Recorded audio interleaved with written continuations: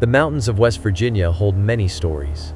Stories of coal dust and moonshine, of hard lives and fierce independence. But nestled among these ancient hills, in a place called Greenbrier County, there's a story that defies all reason. A story whispered for over a century. A story of love, betrayal, and a ghost who spoke from beyond the grave, not for revenge, but for justice. It began in the winter of 1897, a time when life was simpler, harder, and deeply rooted in community. In the quiet town of Richlands lived a young woman named Zona Shue. Her full name was Elva Zona Heister Shue, and she was, by all accounts, a lovely, vivacious woman. Her beauty was striking, her spirit kind. But Zona carried a secret hope, a yearning for love that led her to a man named Erasmus Stribling Trout Shue. He was a blacksmith, new to the area. Handsome, charming, with a quick wit and a captivating gaze. He swept Zona off her feet, despite her mother Mary Jane Heister's deep reservations. A mother's intuition often sees what others miss. Zona married Trout. She believed she had found her forever, but she was wrong.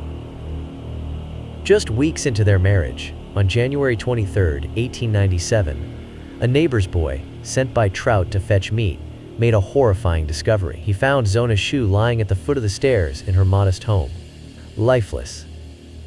The local doctor, G.K. Knapp, arrived. Trout, strangely distraught and protective, hovered nearby. Dr. Knapp, after a brief examination, and without a proper autopsy, which was less common then, attributed Zona's death to an everlasting faint, or natural causes. The community mourned, then prepared for the burial. A young life, extinguished too soon, a tragic accident. Or so it seemed. During the wake, Trout's behavior became peculiar. He was inconsolable, but also fiercely possessive of Zona's body. He insisted on dressing her himself. He tied a large scarf around her neck, claiming it was her favorite. He propped her head on a pillow, refusing to let anyone adjust it, stating it would make her more comfortable. A loving husband's grief. But one woman knew. One woman felt the cold hand of injustice clutching her heart. Zona's mother, Mary Jane Heister. She had never trusted Trout. A mother's love, a mother's instinct is a powerful force. And then, Mary Jane prayed. She prayed with a ferocity that could shake the heavens. And she prayed for a sign, for the truth. And then, her prayers were answered. 4 nights after Zona's burial, Zona herself appeared, not as a fleeting shadow or a whispered sigh, but as a distinct presence at the foot of Mary Jane's bed. Pale, translucent, yet utterly real, the ghost of Zona Shue appeared not once, but 4 separate times over several weeks. Each time she recounted the horrifying truth. Trout, she said, was a violent man. He had abused her. On that fateful day, he had flown into a rage, accusing her of not properly preparing dinner.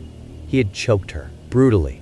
He had broken her neck in the first joint. And to prove it, to show her distraught mother the unspeakable injury, the spectral Zona, slowly, agonizingly, turned her head almost completely around on her neck. Imagine the terror. Imagine the grief. But for Mary Jane, terror quickly gave way to a steely resolve. Armed with this impossible, unbelievable testimony, she went to the local prosecutor, John Preston. Preston was, understandably, skeptical. A ghost's testimony? It was unheard of, preposterous. But something about Mary Jane's unwavering conviction, the absolute certainty in her eyes, gave him pause, and the specific details her daughter's spirit had provided, they nagged at him. He began to investigate Trout Shue, and what he found was disturbing. Trout had a history, a pattern of marriages ending in suspicious, unexplained deaths. Convinced, Preston sought and received an order to exhume Zona's body. On February 22, 1897, exactly a month after her death, Zona's coffin was opened. The scarf Trout had so lovingly tied around her neck was still there. And beneath it, the chilling truth. Dr. Knapp, The very physician who had first declared Zona's death an everlasting fate, now performed a thorough autopsy. He discovered that her neck had indeed been broken, her windpipe crushed. Her first and second cervical vertebrae were dislocated, just as the ghost had described. Trout Shue was arrested and charged with murder. The trial became a sensation.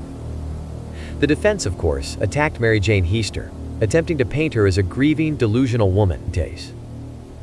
But then, in a move that astounds legal historians to this day, Prosecutor Preston allowed Mary Jane to recount her ghostly encounters on the witness stand. Imagine the scene. A mother, speaking of her dead daughter, of spectral visitations, of a head turning impossibly. It was a gamble. But it was a gamble that paid off. While the ghost's testimony itself couldn't be legally binding, Mary Jane's unwavering conviction, coupled with the exact, verifiable details that the autopsy confirmed, proved irrefutable. The jury, after just over an hour of deliberation, returned with a verdict. Erasmus Trout Shue was sentenced to life in prison. He died just a few years later. The story of the Greenbrier ghost is more than a tale of the supernatural. It's a testament to a mother's unbreakable bond with her child, a bond so powerful it transcended the veil between life and death.